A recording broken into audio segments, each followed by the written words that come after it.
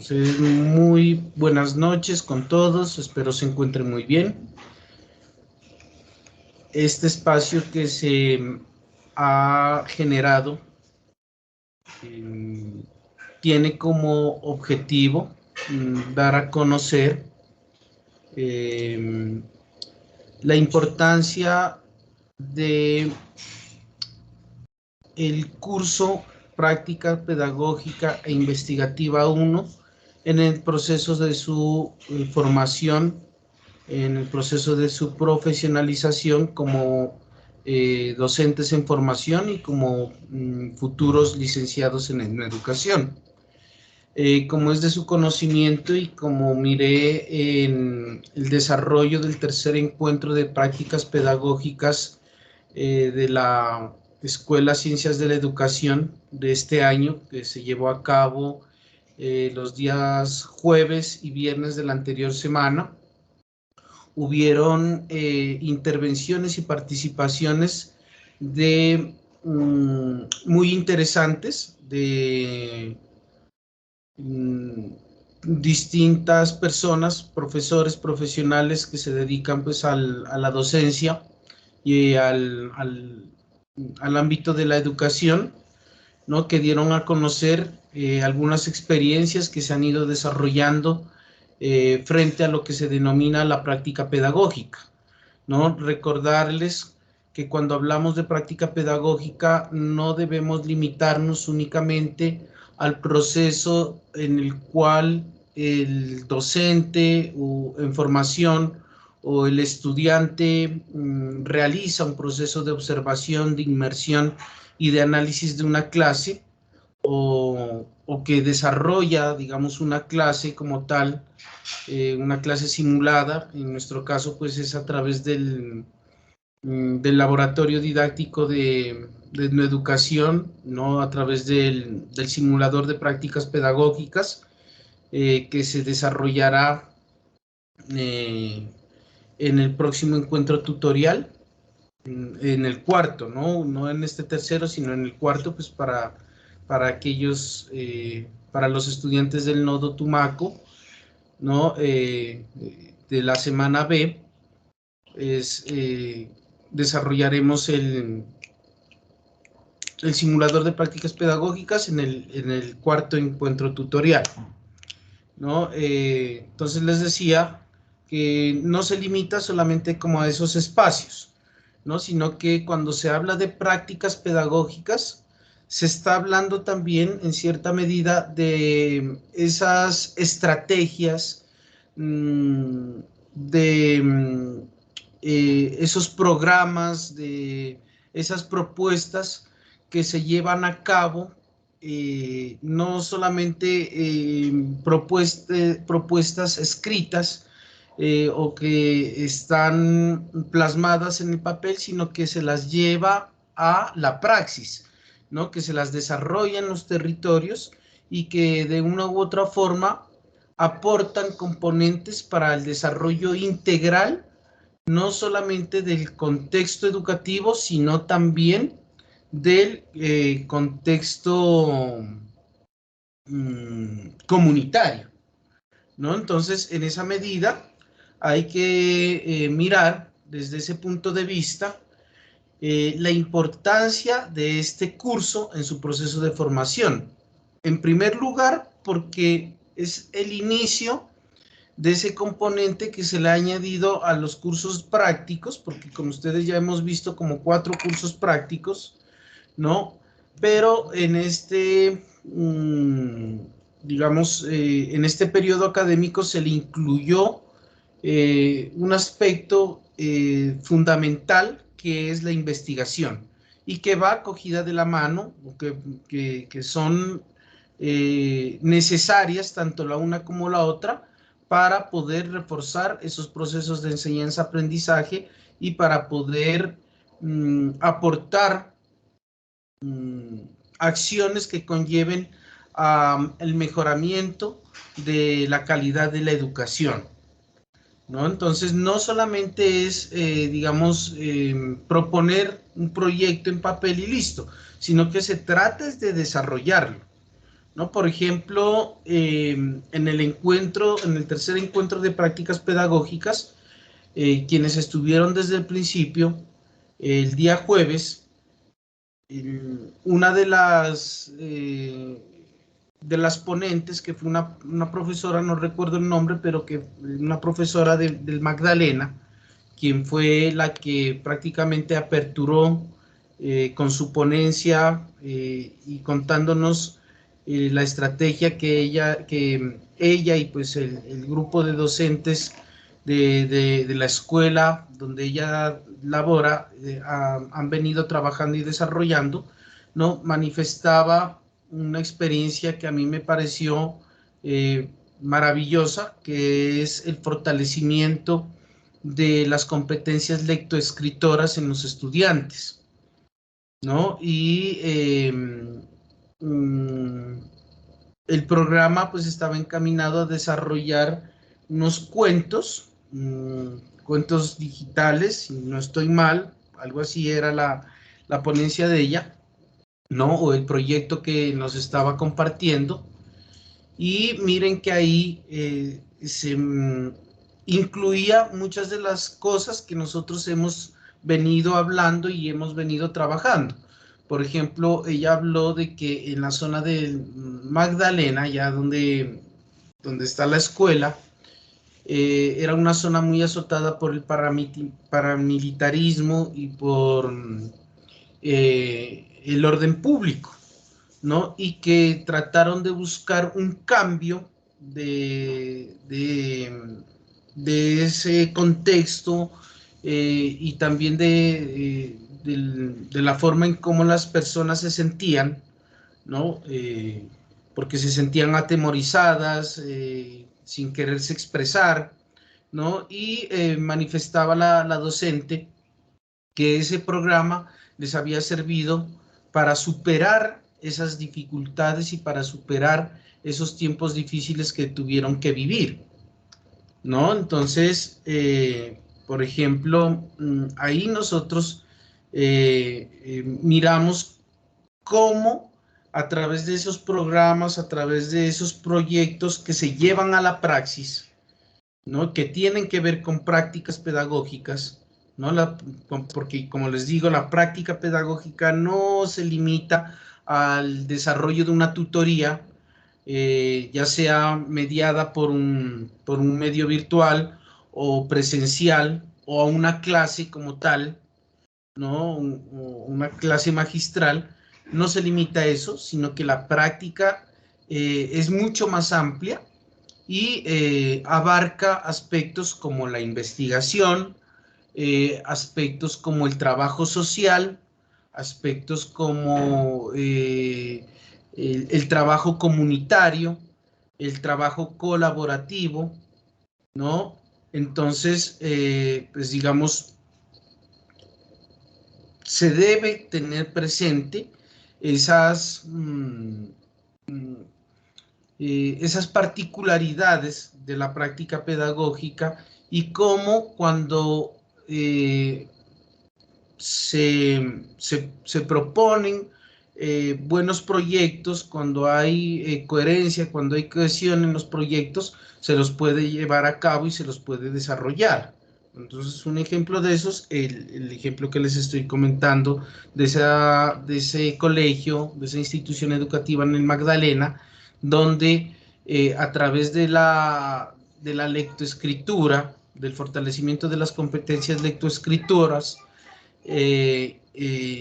se ha podido también desarrollar habilidades, por ejemplo, de resilientes en los estudiantes, como por ejemplo, no solamente en los estudiantes, porque la docente decía que se extendía a toda la comunidad, ¿no? Que la comunidad estaba invitada a participar de ese taller de escritura, ¿no? Donde uno a través de la literatura puede plasmar todos los sentimientos que le pueden suscitar. Yo por eso soy muy amigo y muy partidario de poderse expresar a través de la palabra poética, a través de la poesía, pero también se puede manifestar uno a través de contando una historia que de pronto contenga algo de real, pero que la podemos nosotros modificar a través de la literatura, por ejemplo, los cuentos, ¿no?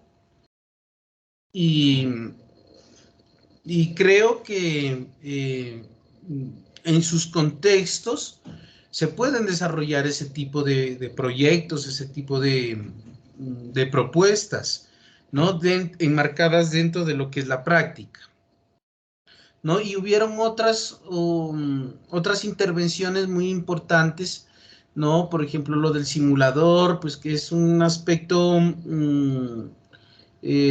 interesante dentro de las prácticas pedagógicas, cómo se manejan en la universidad, ¿no? Y que hay que también saber aprender a tomar lo positivo de cada situación, ¿no? De cada espacio que se propicia.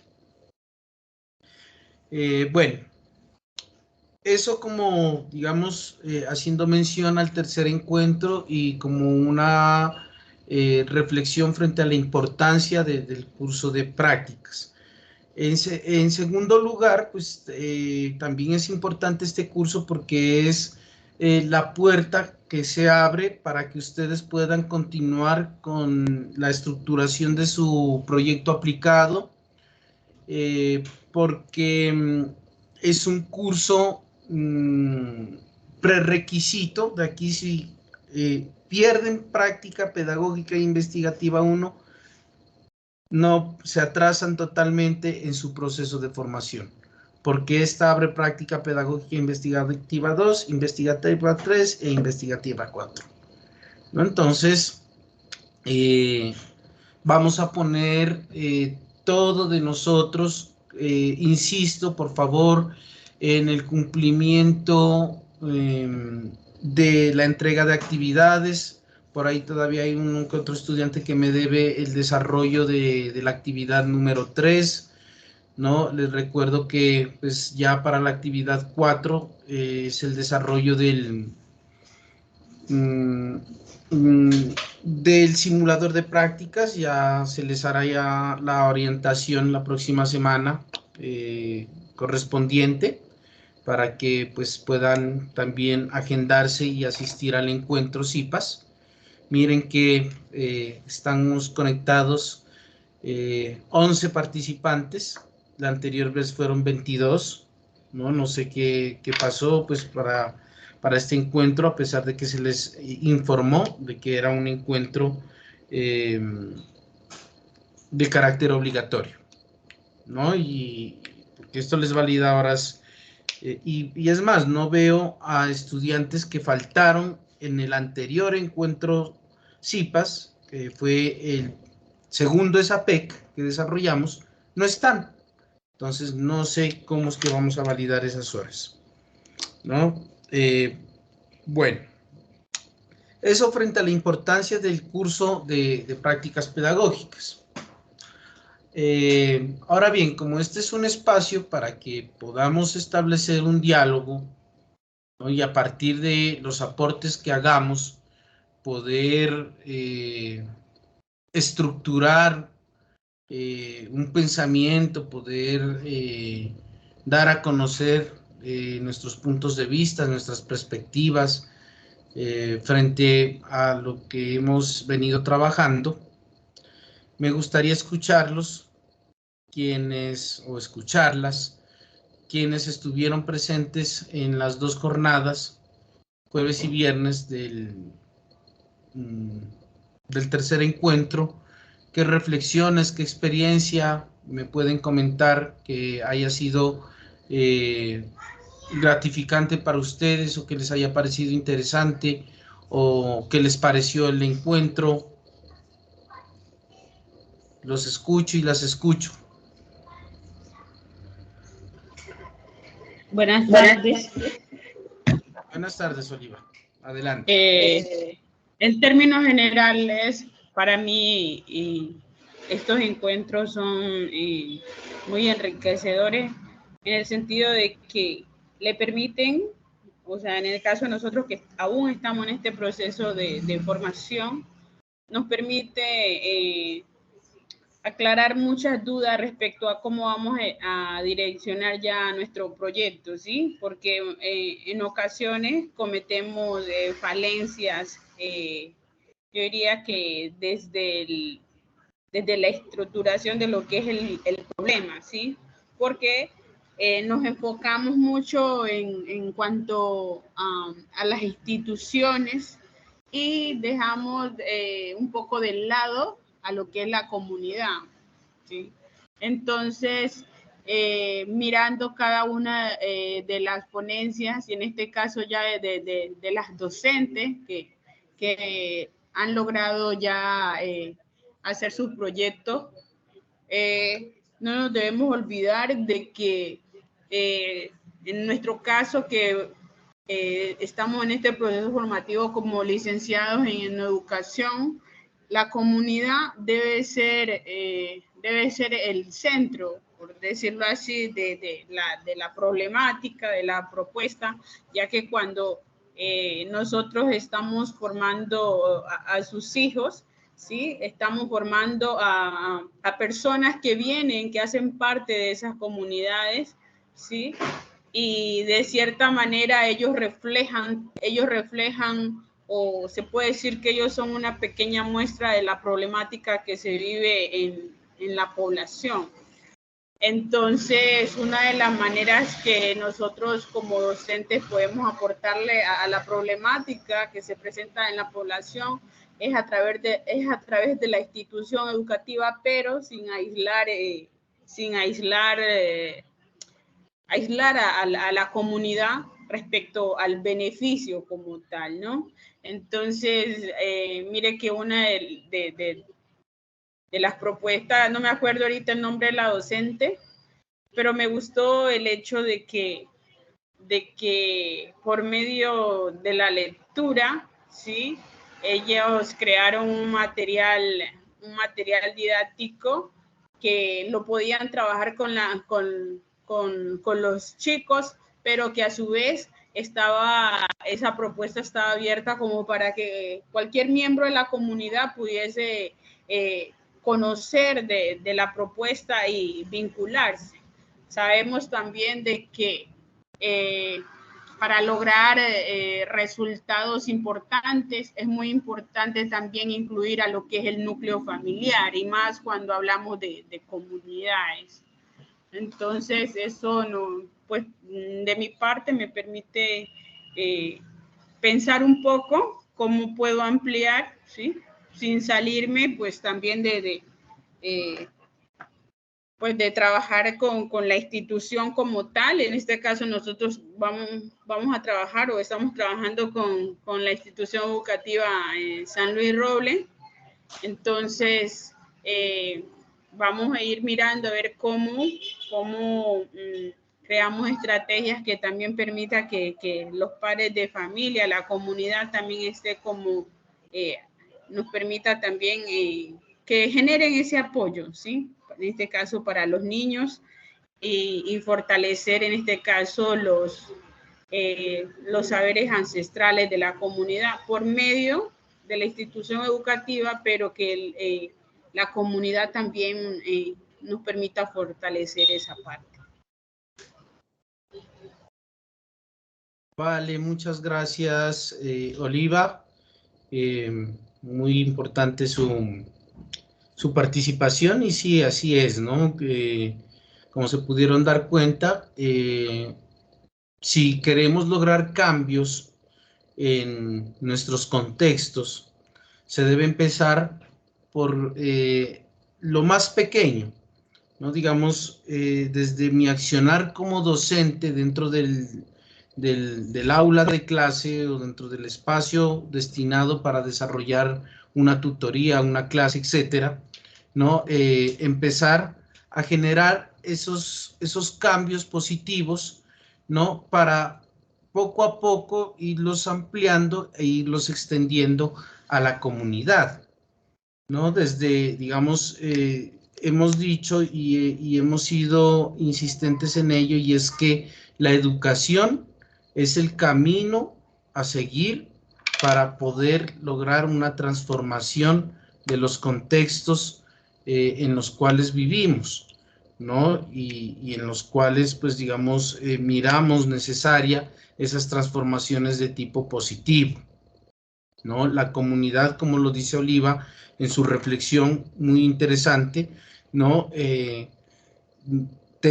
Vamos a tener a cargo unos niños, unas niñas, unos jóvenes, unos adolescentes que, digamos, hacen parte de una comunidad educativa, pero que tienen sus padres, sus tíos, las personas que estén a cargo de ellas, que hacen parte de algo que es más amplio, más extenso, que es la comunidad, ¿no? Entonces, también debemos pensar en poder extender esos proyectos, en poder trabajar en esos proyectos, no solamente encerrarlos en el núcleo educativo de una institución, como lo menciona Oliva, sino también tratar por lo menos de expandirlo a la comunidad y de que la comunidad sea partícipe de ese desarrollo, de esos proyectos, de esas propuestas, de esa participación activa que debe haber en el desarrollo de de esos espacios que se propician pues para fortalecer la educación y la formación de las futuras generaciones, pero también de las generaciones presentes y, ¿por qué no también de las pasadas generaciones, ¿no? Porque los chicos, las chicas, los jóvenes también pueden enseñarnos a nosotros algo, algunas cosas que nosotros de pronto ignoremos, ¿no? Así como nosotros también podemos, a través de nuestra experiencia, de nuestros años, de nuestros conocimientos que hemos adquirido, a través del esfuerzo, del desarrollo de este proceso de profesionalización que están viviendo ustedes, que también pueden aportar conocimientos y pensamientos a las comunidades y a las personas que están formándose y que están iniciando ese largo camino de la educación. ¿Alguien más?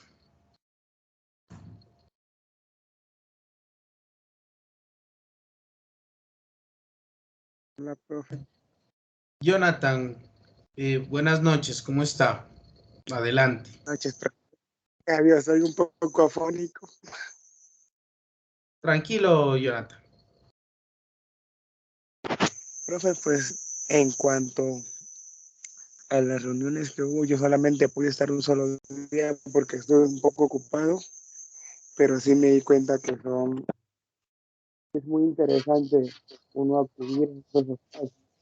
Me da cuenta cómo algunos docentes tienen una forma de enseñar que siempre a uno pues le dejan como una enseñanza para uno seguir enseñando. Es muy bueno, sí, profe, incluir a la comunidad en todos estos procesos, pero la comunidad hay que crearle una conciencia. Es que muchas veces uno quiere incluir a la comunidad como que empieza uno a darlo. Que así uno en esos proyectos, uno trate de incluir a la comunidad lo va a estudiar.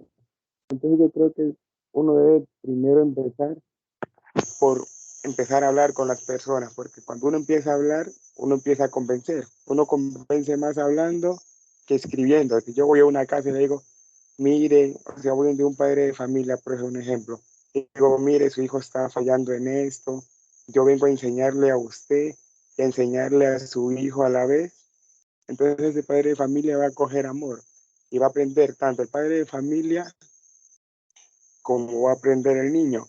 Y eso es algo que se va a ir transmitiendo de generación en generación. Y yo creo que esa es la manera que nosotros podemos lograr que haya un cambio, generando conciencia a las personas. Porque yo creo que por muchos proyectos, profe, que nosotros hagamos y tratemos de incluir a la comunidad se nos va a incluir a nosotros en el momento que nosotros hagamos el proceso.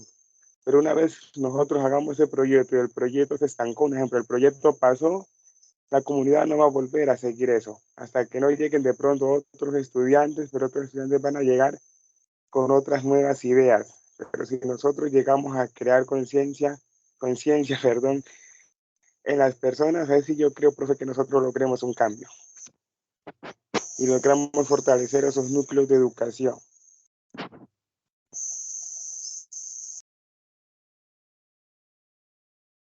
Vale, Jonathan, muchas gracias por su intervención. Y sí, tiene razón, ¿no? Hay que hacer unos acercamientos previos a las comunidades, a las personas que están recibiendo ese beneficio de los procesos educativos, ¿no? Y tratar de persuadir, ¿no? A veces, aunque el término persuasión es sinónimo de convencimiento, es mejor utilizar en los procesos educativos la palabra persuasión, ¿no? Antes de que convencer, sino persuadir, tratarlo de llamarle la atención a esa persona, a ese padre de familia, ¿no? De darle a conocer, de aclararle el panorama de que la educación, una educación pertinente, el desarrollo de proyectos es fundamental en los procesos de enseñanza-aprendizaje y que están ellos abiertos o que el camino está abierto para que ellos puedan andar por ese sendero y también ser partícipes de esos proyectos, si es que así debe ser, ¿no? Porque supongamos que vamos a trabajar un proyecto con chicos de grado quinto de primaria.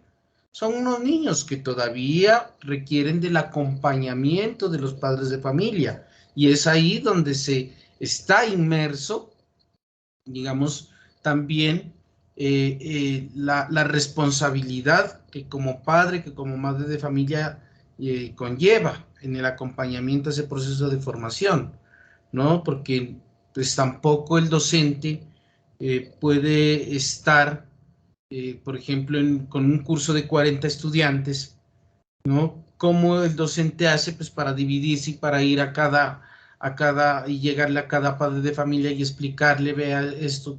Imposible, ¿verdad?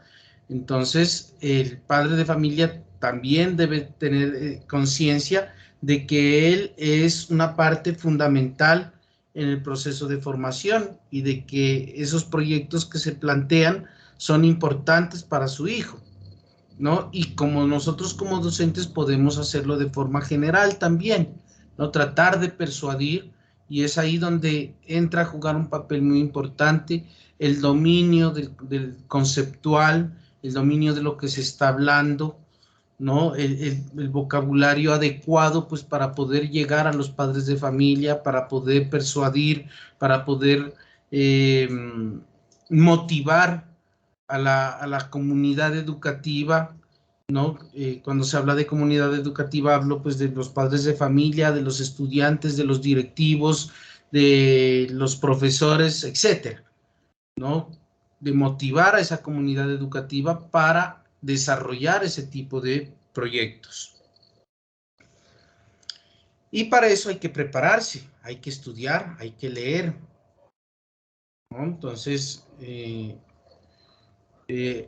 a veces pareciera que estamos estudiando y estamos y desarrollamos las actividades que nos plantean en los diferentes cursos solamente por cumplir y por obtener una nota y por pasar el curso, ¿no? Y eso hay que cambiar un poco esa visión y desarrollar las actividades realmente porque nos sirven para nuestro aprendizaje, para ampliar nuestros conocimientos, para mejorar nuestra preparación y a encontrarle amor a esas actividades que tienen como fundamento, pues, digamos, la escritura y la lectura, ¿no? Y que yo he venido insistiendo desde que nos conocimos en el nodo, en que es fundamental afianzar esas habilidades lectoescritoras para que se puedan ustedes expresar bien, tanto oral como tanto oralmente como en la escritura, ¿no? Porque como licenciados tenemos que, ustedes como futuros docentes van a tener que hacer uso de ese discurso pedagógico oral, pero también de ese discurso pedagógico escrito. Hay que saber manifestar un reclamo, hay que saber manifestar un agradecimiento, tanto escrito como oralmente. ¿Alguien más?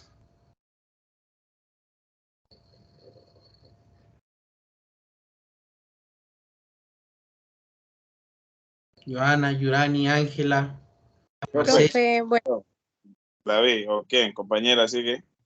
La compañera Joana, démosle la palabra, David. De ahí continúa usted. ¿Me escuchan? Sí, le escuchamos, Joana. Bueno, profe, a mí me llamó mucho la atención cuando nos estaban enseñando física, pues que nos dicen que los niños le tienen como temor al docente de física, ya que piensan que es una materia muy difícil, ¿no? Pero, o sea, ahí nos dicen que es porque los docentes, o sea, no lo hacen con amor, pues en muchas ocasiones. Y eso permite, o sea, provoca a los estudiantes como desmotivación en esas áreas. Y pues ellos, o sea, hacen las tareas pues por cumplir, como por pasar, y no lo hacen como por obtener un conocimiento. Bueno, gracias, Joana. Sí, es pues lo que estamos, pues digamos, nosotros manifestando, y es que no solamente el docente debe desarrollar su función como educador con amor, sino que se debe buscar despertar en los estudiantes ese interés por aprender, ¿no? Y de que cada cosa que están aprendiendo en ese proceso, en cada año lectivo, les va a servir para su vida, que no solamente les va a servir para tener un 5 o un 2 para rajarse, sino que les va a servir para su vida, para su formación. Por ejemplo, las matemáticas, el caso que tú mencionas, Joana, de la física. Muchos diremos, y fue nuestro dolor de cabeza en el bachillerato, ¿no? El movimiento rectilíneo uniforme, ¿y eso para qué? Para algo debe servir, por lo menos para saber por qué cuando yo tiro un elemento pesado, este cae por efecto de la ley de gravedad, por lo menos eso, que hace parte de la cultura general, después se convierte. David, adelante. Profe, está entrecortada la señal, hay momentos que no escucho nada. Buenas noches. Es la señal suya, compañera, porque acá estamos escuchando claro. Creo que él está fallando. Listo, David. Lo escuchamos. Sí, buenas noches para todos, compañeros y compañeras. Pues para mí, más que todo el viernes, pues pude escuchar muy bien la clase, y el sábado la escuché por un poco ya media, pero el viernes pues me interesó mucho la participación que hizo el profesor, que era creo que de España, pues que él comentaba que allá la educación en inglés, digamos, viene desde muy temprana edad, digamos, desde preescolar inician como la iniciación en inglés. Y eso pues me dio mucha curiosidad porque me parece muy importante, porque él dice que ya cuando llegan a la universidad llegan con un inglés de A1, B2, más de 1. Entonces eso es como motivante, porque ya están preparando como al estudiante, digamos, como a conectarse ya con otros países, porque aprender inglés de muy temprano, el español, eso no facilita mucho. Entonces también me acordé de una experiencia que tuve en Francia cuando estuve. Digamos, a mí en Francia era casi la mayoría de las personas me podían entender, hablaba muy bien el español o el inglés, y yo solamente, digamos, manejaba una sola lengua. Entonces era como, siempre estaba como, me decía, ay, yo mismo pues me pregunté, vea, tan chévere que acá pues me puedan entender, y es grave que yo no lo pueda entender, digamos, que por lo menos ellos esperan, digamos, por lo menos hablar, digamos, un inglés, y acá, digamos, todavía estamos con esa falencia. Entonces yo pienso que es importante como fortalecer esas partes, ya que nosotros y más que todo en Tumaco estamos en una zona muy turística, entonces siempre tenemos como visita y cada vez se está organizando el turismo comunitario, entonces sería chévere, digamos, como fortalecer esas partes para nosotros podernos conectar con la otra parte del mundo. Entonces fue como esa experiencia y también de la otra compañera que era una estudiante de la universidad y estaba exponiendo en esa clase sobre la educación infantil. Y me pareció chévere que también la compañera, siendo como, digamos, siendo estudiante, pudiera estar en ese espacio exponiendo sus temas, exponiendo su investigación. Y eso como refleja como que sí ha estado en ese aprendizaje significativo, que se ha buscado esas herramientas, que se está preocupando por querer aprender. Entonces me pareció como chévere esa conexión ahí.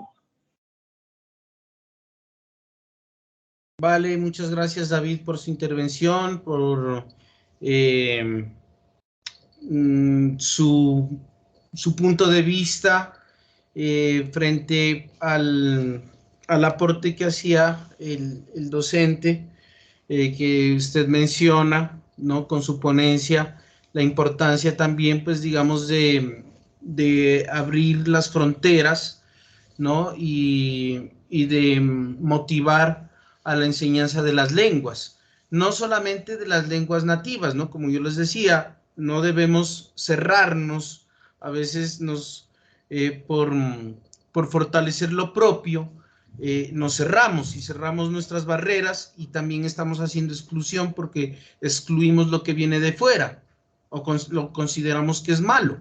No, no, muchas cosas que vienen de afuera pueden fortalecer nuestra identidad, nuestra cultura y pueden aportarle al crecimiento de lo propio, ¿no? Entonces también es importante el aprendizaje del inglés, también es importante el aprendizaje de cualquier otro idioma, como lo dice, por ejemplo, David Quiñones en su reflexión en el contexto en el que en Tumaco, por ejemplo, que es una parte muy turística, qué bueno sería pues poder eh, capacitar a la comunidad en por lo menos unas clases básicas de inglés para cuando miren por ahí a algún estadounidense, algún europeo, poder por lo menos conocer vocabulario y establecer una comunicación un poco más asertiva, un poco más próxima y poder compartir, ¿no? Muchas gracias por la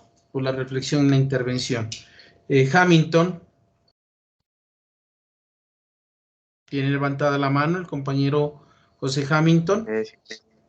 Sí, buenas noches para todos, compañeros. Espero estén súper bien. Bueno, voy a retroceder un poco a lo que la compañera decía en cuanto a lo que es algunos docentes, la manera de enseñar, ¿no?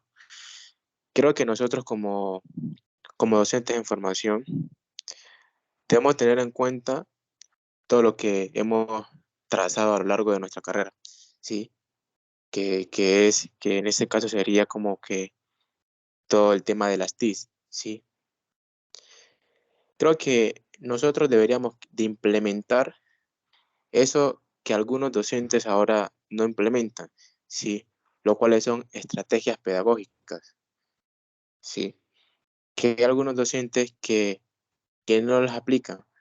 Por ende, hay una cierta tasa de estudiantes o de jóvenes y de niños que, digamos, no aprenden de una manera significativa, ¿sí? Entonces, ahí es donde nosotros tenemos que marcar la diferencia como en educadores, ¿sí?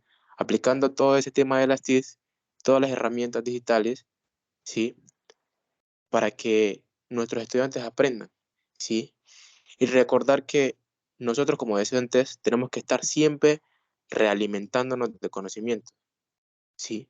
Siempre debemos ir más adelante, porque en el ámbito escolar siempre van a haber estudiantes que sí van a investigar, que sí van a indagar, que sí van a profundizar temas, ¿sí? Y nosotros tenemos que estar presos para contestarles a esas preguntas que que ellos nos hacen, ¿sí? Entonces creo que nosotros, como en educadores en formación, debemos de transformar eso, ¿sí? Que los estudiantes no aprendan solamente por aprender, ¿sí? Sino que aprendan algo para la vida, Entonces esa era mi intervención, como cambiar ese emblema. Listo, muchas gracias, José.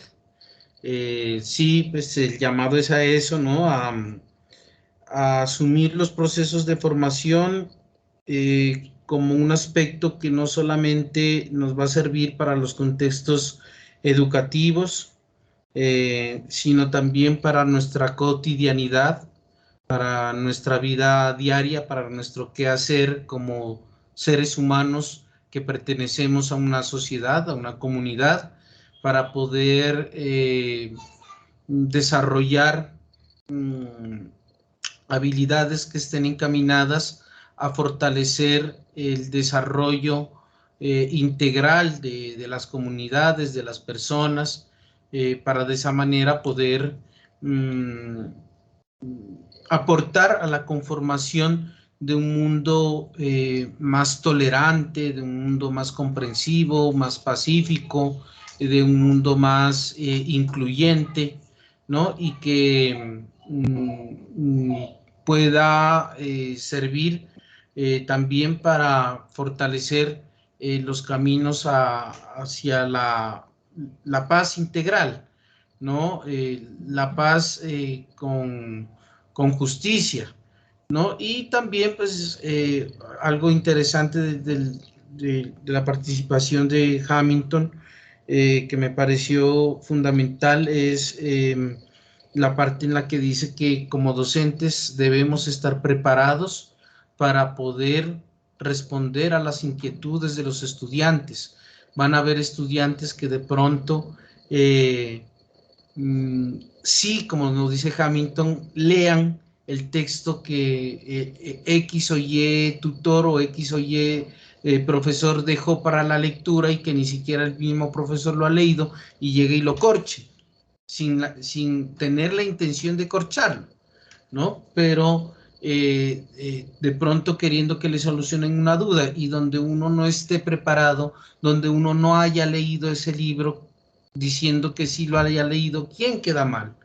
¿Y desde dónde tiene que estar el cambio? Desde nosotros mismos. Desde uno tiene que empezar el cambio, ¿no? Entonces yo por eso, y eso hace parte de lo que yo insisto, que son los componentes deontológicos y los componentes éticos, los valores que el docente debe fortalecer.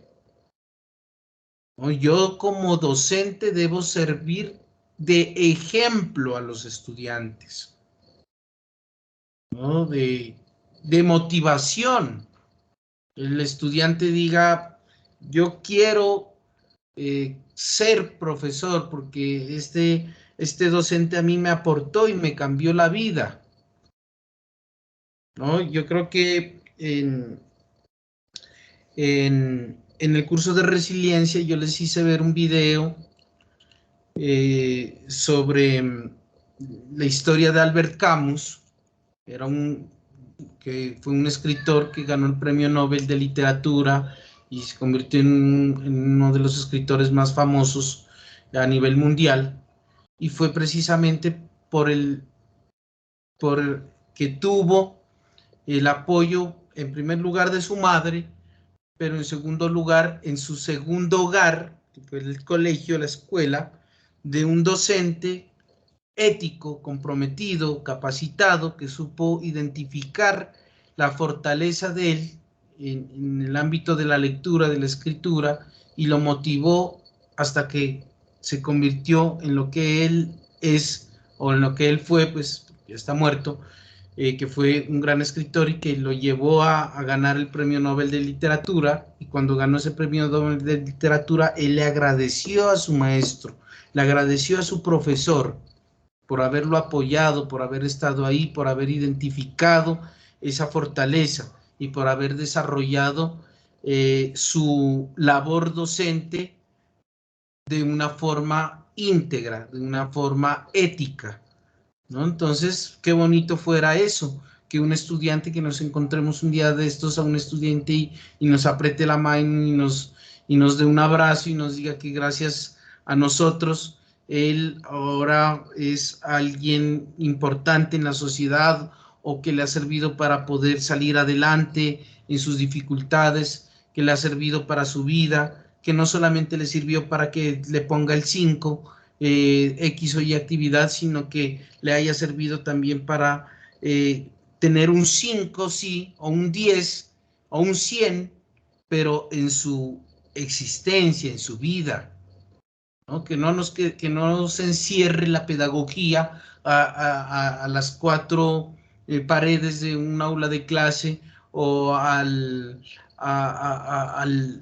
espacio virtual de Meet o de Zoom o de Teams, sino que se pueda extender, que no haya límites, ¿no? Eso. ¿Alguien más que quiera participar?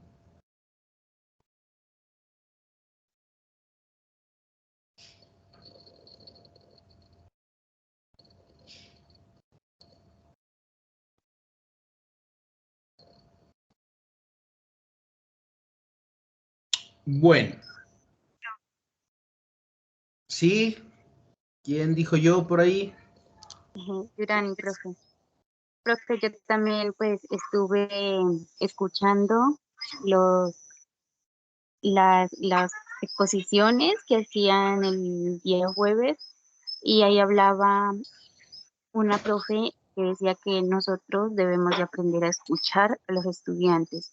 Yo creo que eso también va como conocer los conocimientos, los saberes previos de los estudiantes, porque muchos profesores ahora llegan a clase y les dice hay que hacer esto, esto y esto, y no tienen en cuenta los conocimientos de ellos. Solamente dicen hagan, pero nunca escuchan a los estudiantes.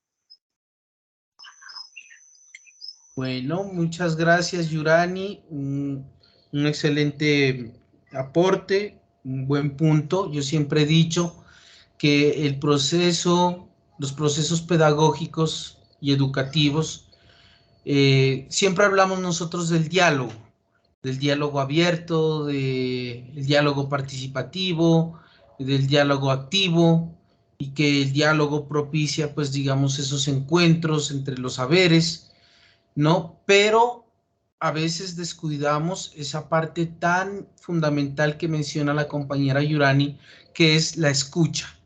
Entonces, debemos ser los docentes o desarrollar nuestra habilidad para escuchar al estudiante, para indagar en qué es lo que ha aprendido él de pronto por su cuenta o cuáles son los conocimientos que le ha dado la vida misma, ¿no? Por eso yo les decía, tanto las experiencias, las vivencias pueden también ayudar a crear conocimiento, a crear pensamiento, ¿no? Y siempre lo he mencionado yo, y soy muy partícipe de ello, que los procesos de educación deben desarrollar esos dos aspectos que son fundamentales, que es la escucha viva y el diálogo activo.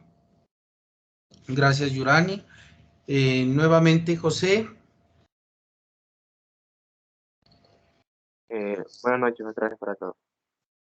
Metiéndonos en el mundo del habla y de la escucha, como nos dice el profesor, sí, yo he notado que es algo que pasa siempre en una aula de clase, ¿no? Que nosotros como docentes debemos hacerle seguimiento de una manera proactiva, ¿sí? Y es que vemos que a veces el rendimiento de algunos estudiantes, ¿sí? Tiende a bajar. Y entonces quiero que el profe me explique más o menos, o sea, qué procedimiento o qué seguimiento se le haría a ese estudiante, porque sabemos que hay estudiantes que llegan con problemas, ¿sí?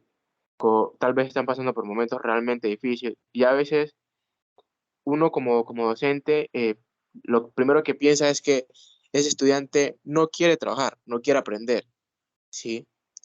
Y uno tiende como que a juzgarlo y a ponerle una mala nota. Entonces, ¿qué seguimiento se le podría hacer a ese estudiante de una manera o sea, que de no perjudicarlo o como que de meterse como que en cuanto a la situación que le está pasando. O sea, ¿cuál es el procedimiento de una manera correcta que se debería llevar a cabo, profe?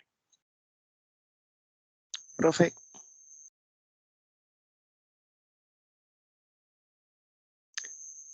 a mí me gustaría responderle un poco al compañero en cuanto a mi experiencia. Luego usted nos responde para ver si yo estoy acertado o de pronto estoy equivocado en la forma en como yo lo trabajaba. Listo, Jonathan, perfecto.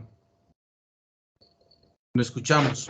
Pues, compañero, lo que pasa en el aula de clase es que la capacidad intelectual antes de la misma, tener un aula de 40 estudiantes, pero la capacidad intelectual es la misma. Quiere decir que unos estudiantes te aprenden cantando, otros estudiantes te lo aprenden jugando, otros estudiantes te lo aprenden leyendo. Entonces ahí es donde va la capacidad del docente de darse cuenta en cómo el estudiante te rinde mejor. Y cuando los problemas ya son psicológicos, tú te das cuenta en la forma como el estudiante se sienta en la clase, la forma como él se expresa. En eso tú te das cuenta que un estudiante tiene problemas. Yo te lo pongo que a los 2 o 3 meses de que tú empieces a ser docente, si tú tienes una buena estructura y si has preparado para ser docente, tú te das cuenta ya que un estudiante tiene problemas familiares y tú te reúnes con ese estudiante, empiezas a hablarle y el estudiante no se te va a quedar. Después de que tú te des cuenta cuál es la capacidad intelectual que tiene el estudiante y de qué manera el estudiante te aprende, un estudiante no se te queda. Siempre el estudiante va a atender porque él va a coger el gusto por lo que él le gusta. Usted sí le puede enseñar a todos. Por eso puedo que a veces uno puede preparar una clase para un día que sea de otra escritura, para otro día tú puedes preparar una clase por medio de un juego. Yo lo hacía así, yo a veces por medio de juego se preparaba con estudiantes y los estudiantes me decían, qué chévere, mire, yo aprendí esto jugando y no estoy escribiendo, porque cuando uno a veces llega nomás a hacerle a los estudiantes escribir y escribir, los estudiantes se aburren. Entonces los estudiantes empiezan a quedarse, pero siempre hay que buscar como esas estrategias para que ellos empiecen a salir adelante. Pues yo lo hacía de esa manera, pero la verdad no sé si estaba lo cierto o no. Sí, compañero, yo entiendo eso. Eso también es dependiendo de la estrategia que tú utilices para que los estudiantes aprendan. Sí, eso ya es estrategia de cada docente, de cada profesor.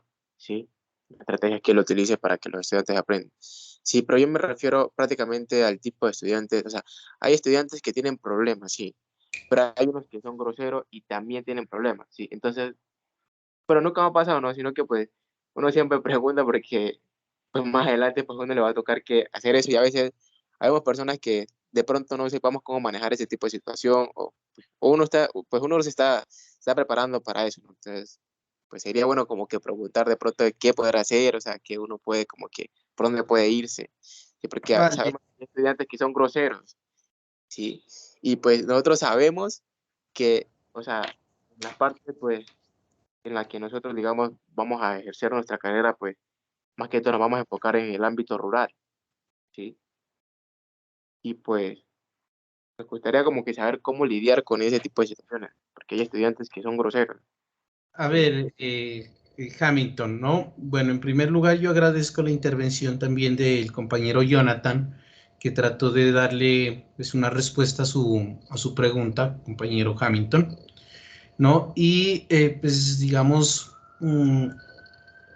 no es fácil decir a ese tipo de estudiantes se los debe tratar de esta manera, o esta es la estrategia adecuada para lidiar, o pues utilizando el término que usted manifiesta, con ese tipo de estudiantes. Sabemos que en un aula de clase vamos a encontrarnos con diferentes tipos de estudiantes, ¿no? Con estudiantes que les interesa, otros estudiantes que tienen problemas familiares, que se sienten desmotivados, como lo decía Jonathan, en un curso de 40, 45 estudiantes es muy difícil que el docente a cada uno pues busque una estrategia por cada estudiante.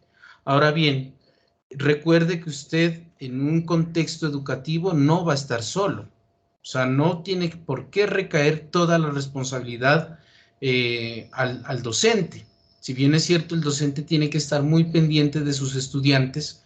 Por ejemplo, supongamos que hay estudiantes con problemas, como lo decía Jonathan, de índole psicológica, que vengan de un hogar donde los padres son agresivos, donde se manifiesta violencia y el estudiante está replicando ese ejemplo con los compañeritos en el aula de clase y hasta con el mismo docente, y es grosero.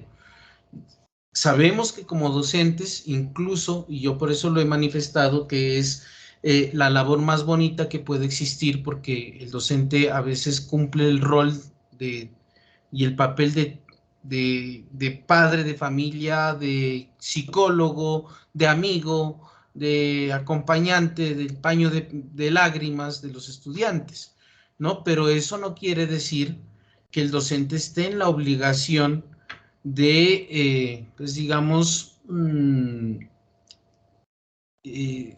solucionar ese tipo de inconvenientes, ¿no? El docente lo que debe hacer es identificar cuáles son esos estudiantes, de pronto qué situación es la que se está presentando, si este es grosero, si aquello está con depresión, indagar en los hogares, cómo es la convivencia en los hogares, y para eso también hay el acompañamiento psicológico, hay una psicoorientadora en las instituciones educativas, debe haber una psicoorientadora, debe haber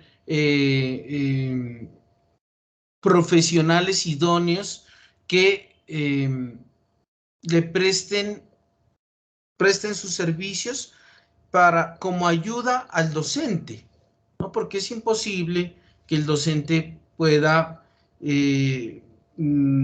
llegar a superar todas las dificultades de cada uno de los estudiantes, ¿no? Como les dice Jonathan, hay diferentes tipos de estrategias para desarrollar una clase y para incluir a esos estudiantes que de pronto tienen dificultades y poder trabajar con ellos. Por ejemplo, supongamos que hay un joven, un niño, una niña que esté desmotivado, de pronto porque en su hogar se presenta mucho conflicto de violencia intrafamiliar. Por ejemplo, buscar un espacio en el cual se desarrolle una actividad donde se manifieste amor entre los compañeros, acompañamiento, donde X o Y estudiante pues que esté atravesando por esa situación se sienta acompañado, que no se sienta que es el único que está atravesando por esa dificultad, sino que hay también otros casos, ¿no? A través del ejemplo, ¿no? Entonces, o sea, su pregunta es muy interesante, José Hamilton, y como usted lo dice, se van ustedes a tener que enfrentar a ello, pero pues yo no puedo ni tengo la autoridad para decirle, tiene que hacer con este estudiante eso, si es grosero haga esto, así se los doma o así se... No, porque no estamos hablando de animales para domar o para calmar o para lidiar unas bestias, ¿no? Estamos hablando de seres humanos que están en proceso de formación y como tal, en ese proceso de formación no solamente está la labor del docente, sino la labor también de la institución educativa y de los profesionales que acompañan a ese docente, ¿no? Ahora bien, digamos, en los contextos rurales suele ser más difícil porque, pues, por ejemplo, sabe haber ausencia de orientador psicológico, ¿no? Entonces, ¿qué le toca al docente? Ser el psicólogo. Pero para eso también hay, digamos, unas formas, a través del diálogo, tratando en el desarrollo de actividades lúdico-pedagógicas, extraer de pronto, porque los estudiantes no es que le van a decir, a mí me pasa esto y estoy atravesando por esta situación y entonces por eso es que yo me comporto así, ¿no? Toca indagar también. ¿no? Y toca consultar y toca mirar la situación y conocer también los entornos y los contextos familiares, ¿no? Porque sobre todo de primero a quinto de primaria es muy importante el acompañamiento y aún así hasta la universidad, ¿no? Yo, por ejemplo, cuando desarrollé mi carrera, tuve el acompañamiento de mi padre, afortunadamente, y discutíamos de aspectos de pronto filosóficos que yo quería discutirlos y que de pronto no quería manifestarlos o compartirlos con un compañero, y encontraba en mi padre, mi amigo, y charlábamos de eso, y de ahí también pude aprender cosas, ¿no? Entonces, digamos, la labor del docente sí debe ser completa, pero tampoco es que se va a convertir en la persona en que solucione todo tipo de problemas de los estudiantes, ¿no? Porque uno sale digamos, del aula de clase y después no sabemos cómo son los contextos en los que vive cada estudiante y por los problemas que pasa cada estudiante, ¿no? Entonces, es muy interesante la pregunta. Y hay maneras para poder, como lo manifiesta Jonathan, y me decía Jonathan, no sé si yo lo hago bien, está perfecto, ¿no? Buscar a través de ese espacio, que ese espacio del colegio, de la escuela, de la universidad, realmente se convierta en ese espacio del segundo hogar, que se le denomina el segundo hogar, la segunda casa, que realmente sienta el estudiante ese acompañamiento, sienta el amor, sienta el cariño que se le puede brindar en un hogar. Si hablamos de un segundo hogar, de una segunda casa, que es la universidad, que es el colegio, la escuela, el estudiante tiene que sentirse como en su casa. Y entonces, como docente, sí es nuestra tarea hacerlo sentir como en casa, hacerlo sentir amado, respetado, valorado, acompañado, ¿no? Porque eso es lo que es un hogar. Un hogar donde hay violencia, un hogar donde hay discusión, no se puede hablar de que es un hogar, ¿no? Se habla de pronto de una convivencia ahí toda rara, toda extraña, ¿no? El amor va más allá de los besos y de las caricias, ¿no? Y de andar cogidos de la mano y de andarse acostando en la cama con la pareja, ¿no? El amor es diferente. El amor es todas esas cosas que uno le puede brindar al ser querido, al niño, a la niña en el hogar, el acompañamiento, el diálogo, ¿no? La escucha viva. Eso es. Entonces, si hay alguna otra intervención, ¿alguien más quiere participar?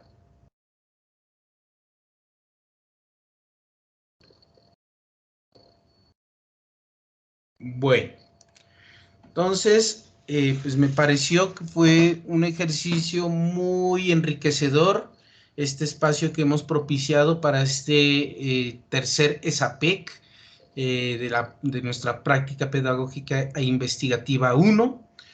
Me voy muy contento porque los pude escuchar, aunque faltaron por ahí de los asistentes que, pues que suelten no sé, esa timidez, ese temor a hablar, ¿no? Y que nos aporten, pero bueno, estuvo muy interesante, muy dinámica este encuentro.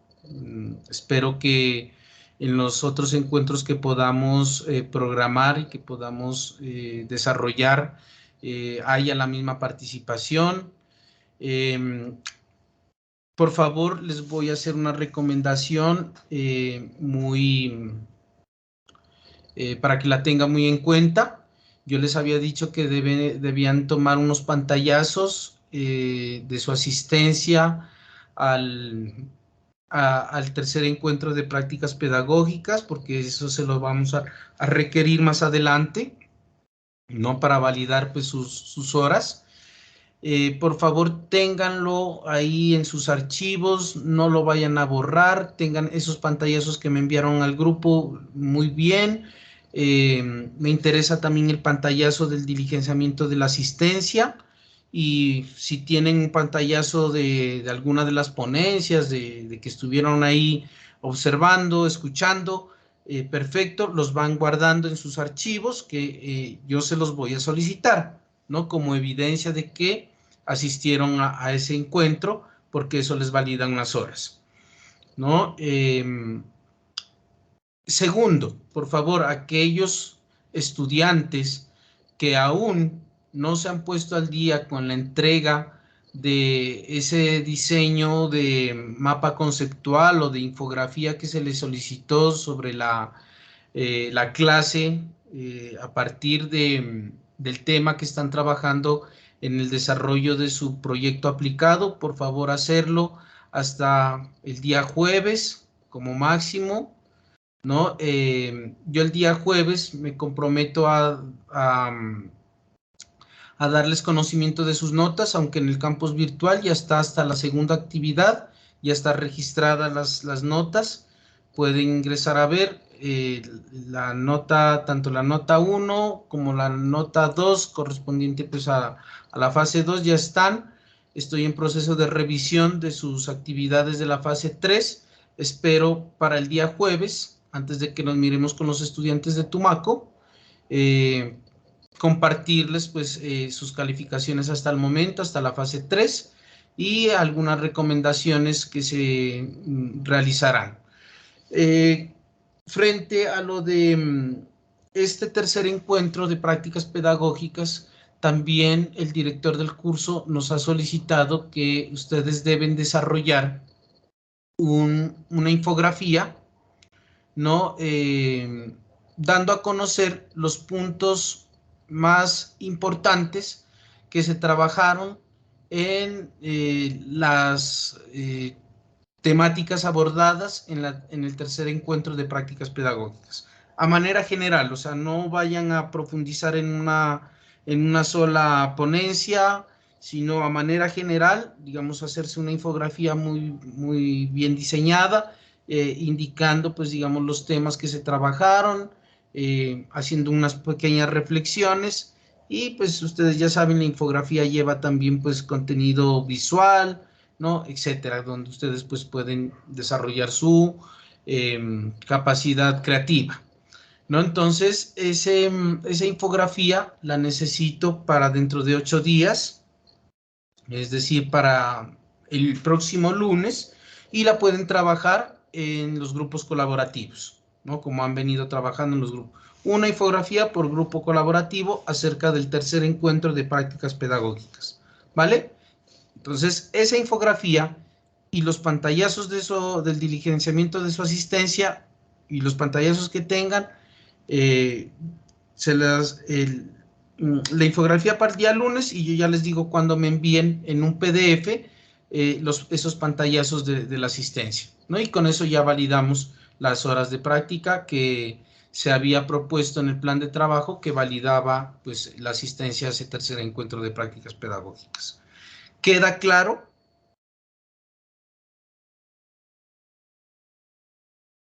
Sí, profe. Ok. Sí, profe. Sí, profe. Bueno, muchas gracias por confirmar.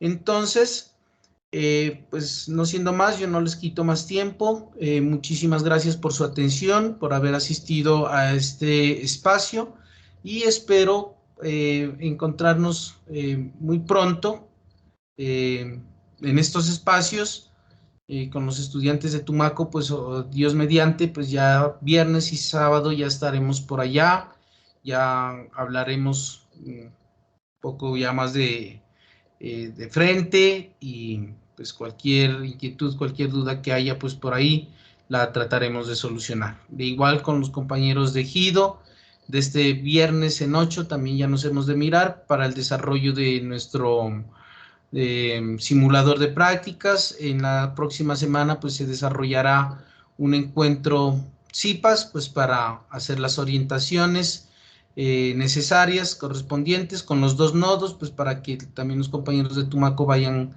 teniendo conocimiento de cómo se va a trabajar lo del simulador de prácticas, ¿no? Entonces, por favor, si conocen algunos de los compañeros de Tumaco, que de pronto estén quedados con la entrega de esa actividad, por favor, decirles que como último plazo doy hasta el día jueves, hasta el mediodía. De ahí ya no puedo pues ampliar más plazos porque ya tengo que reportar las notas, ¿no? Eso. Profe, Sí, José. pues yo no sé si de pronto la profe Ana ya le ha comentado sobre mi situación, que yo de pronto no vaya a estar en encuentros de Tumaco, pero sí en los de Pasto. No sé si de pronto ella le Sí, comentó. la compañera Ana Valencia sí nos dio conocimiento de ello, ¿no? Entonces, pues si usted asiste a los encuentros tutoriales en Pasto, no hay ningún inconveniente. Si ya acordó con ella que se iba a desarrollar de esa manera, perfecto, ¿no? Y me parece muy bien que esté, pues, muy activo en estos espacios de encuentros IPAS, ¿no? Felicitaciones por esa parte y espero, pues, que continúe así en cada uno de los cursos, pues, que están en desarrollo en este periodo académico.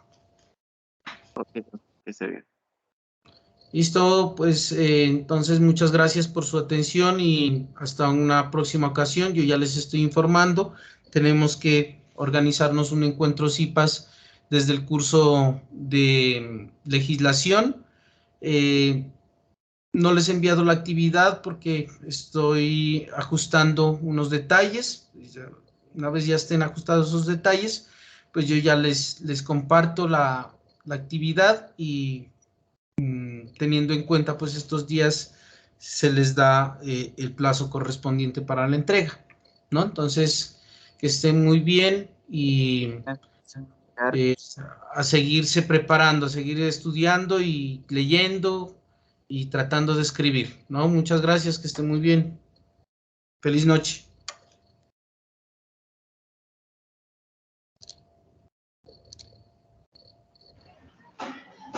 Saludos, profe. Qué pena, profe. Decía de práctica que está ajustando. Actividad de práctica, la próxima. No,